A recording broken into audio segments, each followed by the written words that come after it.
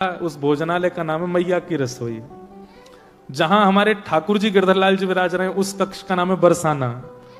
और जहां आकर के सब लोग बैठते हैं और बैठ करके वार्ता करें, चर्चा करें, जो कुछ भी करें, उस स्थान का नाम है रास स्थल। अब सोचो कैसा सुंदर पूरा घर, पूरा ब्रज वृंदावन जैसा है। तो मतलब घर में जाकर के ये ना लगे कि यहाँ ठाकुर जी रेंट पे रहते हैं, बल्कि ये लगे मालिक रेंट पे रहते हैं, यहाँ के अधिकारी तो ठाकुर जी हैं। कई घरों में ऐसा लगता है ठाकुर जी रेंट पे रह रहे हैं कि अलमारी में बैठे हैं। घर जाके ऐसा लगे कि मालिक रेंट पे रहते हैं, ठाकुर जी का अधिकार है। तो लेकिन यहां उल्टा था। जिनके घर से रोटी लाने के लिए कहा था, उनके घर में एक भी वैष्णव लक्षण नहीं थे। घर के भीतर जाकर के सबने हाथ जोड़ के कहा, बोले भैया ये मोहिनी शरण जी कहां हैं? बोले उनसे क्यों मिलना है आपको? बोले कि उनके हाथ से एक रोटी लेनी है हमको। बोले वो पड़े देख लो। तो खटिया चारपाई पे पड़े थे, दोनों पैरों में जूते पहन रखे थे, वो बूट, और एक के ऊपर एक ऐसे बूट रख करके बिल्कुल ऐसे दोनों पैर हिला रहे हैं, ये हाथ ऐसे धर के। और जिस चारपाई पे पड़े थे वहां जो दीवार थी उस पर नेताओं के और पुराने जमाने के फिल्म सितारों के चित्र लगे हुए थे। ज्यादा पुरानी बात नहीं है ना। और बढ़िया उन्हीं को निहार रहे थे, ऐसे सिर अपने सहला रहे थे, ये है इनके हाथ से रोटी लेके जानी है। जितने गए उनके चित्त में आई, कहीं हम अपराध तो नहीं कर रहे? भैया एक बार बरसाने में और घूम के आ जाओ, कोई और तो नहीं है? कहीं इसके हाथ से रोटी ले जाके हमने राधा बाबा को खवाई दी और कहीं उनके बने भय भाव सवरे नष्ट हो गए तो अपराध लगेगा हमको। या आचार विचार से कहां से लग रहा है कि इसके हाथ की रोटी? सब जगह एक राउंड और मार के आए बरसाने में। सबने कहा नहीं वही है, एक ही है बस, और कोई नहीं है। बोले पता नहीं कैसी लीला है। दो तीन तो भीतर गए नहीं, बोले हम तो नहीं जा रहे, हम तो पहले बाबा को भी सच्चाई बता देंगे, ले आओ रोटी तो लेके जानी है।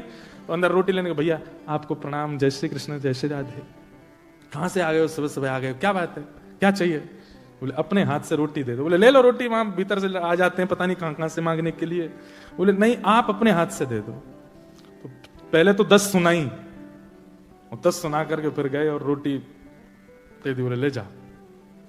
और ले करके वो सब लोग राधा बाबा के पास आए। राधा बाबा आपने ये बताई। अब वो बताते कि वो कैसे हैं, उनका आचरण, उनका रूप, उनका स्वरूप। इतने में तो बाबा ने रोटी ली और पहला उसका कवल तोड़ करके माथे से लगा के पा लिया। और जैसे ही रोटी मुख में धारण की है, वो मधुकरी प्रसादी, नेत्रों से अविरल अश्रुधार गिरने लगे, दोनों भुजा उठ गई। किशोरी जी की दिव्य लीलाओं का अनुभव होने लगा, नेत्र लाल पड़ गए, शरीर कंपायमान होने लगा। सामने जो आया, जिसके प्रति उनको अधिकार लगा, तोड़ करके उसको हाथ में नहीं दी, बोले मुंह खोलो सीधे मुख में। और जिसको भी वो टूक पधराते जाएं, उसके नेत्र बंद हो जाएं, नेत्रों से अश्रुधार, और वही श्री राधा प्रेम में प्रेम मगन होकर के झूमने लग जाए। अब जिन जिनको उनके स्वरूप पर संकोच हुआ था, सब बोले ये क्या हो रहा है? पूरे कक्ष में बैठे हुए लोग भावावेश में चले गए। हाथ आगे बढ़ाया, राधा बाबा ने तिरछी नजर से देखा, बोले तुम अधिकारी नहीं हो इसके, क्योंकि तुम दोष बुद्धि से देख करके आए हो। और महाराज एक आध घंटे नहीं 24 घंटे की भाव समाधि लगी उन लोगों की जिन्होंने वो रोटी की प्रसादी पाई, मधुकरी। वहीं से ही बाबा ने प्रणाम किया और बाबा तो वहां से चले गए। लेकिन जो घनश्याम ठाकुर जी जो रासलीला में कृष्ण बनते थे, वो भी गए थे वहां लेने। उन्हीं के मन में पहले दोष आया कि ये कैसे भक्त हैं। उनके मन में आया कि कोई तो बात है, मैं जाकर के देखूं तो सही, कहीं ऐसा तो नहीं है कि वो अपनी भक्ति को छुपाते हैं। ऐसा हो नहीं सकता कि उनकी प्रसादी से ये सब हो गया। घनश्याम ठाकुर जी गए बरसाने, और बरसाने गए तो आज वो और ज्यादा विचित्र रूप में बैठे थे। वो कोट वोट पहन के, बूट वोट पहन के, बिल्कुल ऐसा दिखावे सबको संसार को कि महापागल हैं, संसारी हैं और विचित्र, सब उनसे दूर दूर रहें। पर ये पहचान है एक अत्यंत वैष्णव की। भक्त की इच्छा ये नहीं होती कि मैं बहुत प्रसिद्ध हो जाऊं, भक्त की इच्छा ये नहीं होती कि मैं बहुत सिद्ध हो जाऊं। भक्त की इच्छा ये होती है केवल प्रिया प्रियतम मेरे रहें, बाकी सब मुझे अकेला छोड़ दें। ये एक असली भक्त की इच्छा होती है।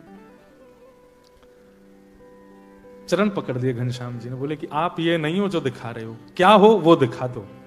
मेरी आपसे प्रार्थना है। बहुत अच्छा नाटक करते हैं आप, आपके शब्दों में भी कहीं से भी वैष्णवता नहीं झलकती, आपके रूप प्रारूप में भी कहीं से वैष्णवता नहीं, आपके आसपास भी ऐसी आपने व्यवस्था कर रखी है कि किसी प्रकार से वैष्णवता का दर्शन नहीं हो। लेकिन मेरी आपसे प्रार्थना है, एक ब्रजवासी होने के नाते आपसे प्रार्थना कर रहा हूं, अपना असली रूप दिखाओ।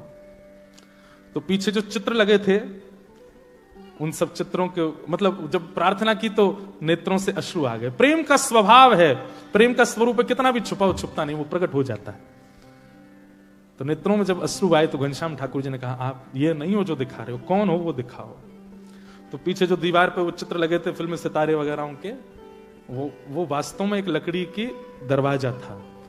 और जैसे ही उस दरवाजे को खोला तो वो एक झरोका था, एक बालकनी जैसी थी।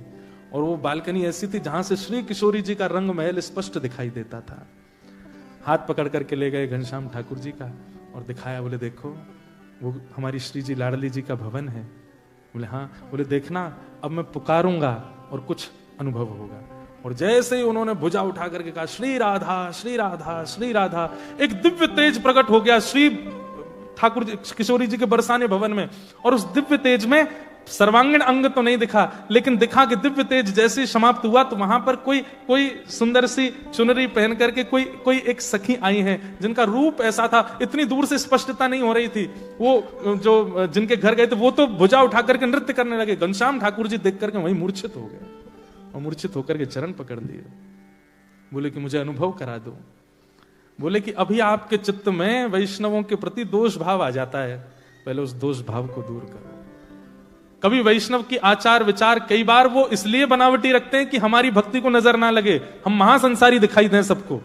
इसलिए वैष्णव को परखने में राधा बाबा जैसे हो जाओ, जिन्होंने आपके द्वारा निंदा सुनी नहीं उससे पहले प्रसाद पा लिया। ऐसी वैष्णवता जिस दिन आपके चित्त में आ जाएगी, आप जैसी बरसाना भवन की ओर देखोगे श्री जी दिख जाएंगी। घनश्याम ठाकुर जी तो मगन हो गए, चरण पकड़ लिए, बोले कि बस अब आप कृपा करो। यह है वैष्णवता। फिर घनश्याम ठाकुर जी फिर उसी भाव में रहने लगे। अब तो ऐसी स्थिति उनकी हो गई कि अब कोई वैष्णव नहीं भी है और वो राह में खड़ा खड़ा अगर कुछ दुष्पान कर रहा है या कुछ दुर्वस्तु धुआं जैसा उड़ा रहा है, वो उसको भी प्रणाम करते। बोले तुम जरूर अपनी भक्ति छुपा रहे हो, इसलिए ऐसे हो ना, मुझे पता है। तुम आप हंस तो गए, लेकिन वास्तव में बताएं, जब तक ये दृष्टि नहीं बनेगी आपको भगवत अनुभव नहीं होगा। ऐसी दृष्टि बन जाएगी। कोई दोष युक्त व्यक्ति अत्यंत देखो ये तो भगवत कृपा हो जाएगी कि जो वास्तविक दोषी व्यक्ति है उसका परिचय आपको हो जाएगा। लेकिन जिसमें दोष नहीं है, जो केवल दोष का आडंबर कर रहा है, उसके प्रति आपके सहज भावना हो जाएगी कि ये तो इनका केवल बाह्य प्रकाश है, भीतर से तो ये परम भक्त है। घूम फिर के बाद पूरी इस भाव में आती है कि भगवत दर्शन, भगवत मिलन और भगवत सामिप्य के लिए वृत्रासुर जो कह रहे हैं, दासान उदासो भवतास्मि भोज, भगवत दासों के दास बन जाओ। जैसे मैं कहता हूं कभी कभी कि राधा रमन जी के जैसे पर्दा खुलता है ना, तो पर्दा खुलते ही पता नहीं कहां से ऊर्जा आ जाती है। वैष्णव बोलते श्री राधा रमन लाल की जय, भुजा खड़ी हो जाती है, नेत्र बिल्कुल अपलक हो जाते हैं, फिर पलक नहीं झपकता कोई, पीछे से धक्का पड़े, आगे से कोहनी पड़े, किसी को कोई चिंता नहीं होती, बस मुझे मेरे ठाकुर जी दिखते रहे। ऐसी स्थिति किसी वैष्णव के प्रति जब हो जाए तब समझ जाइए अब ठाकुर जी मिलवे वाले हैं।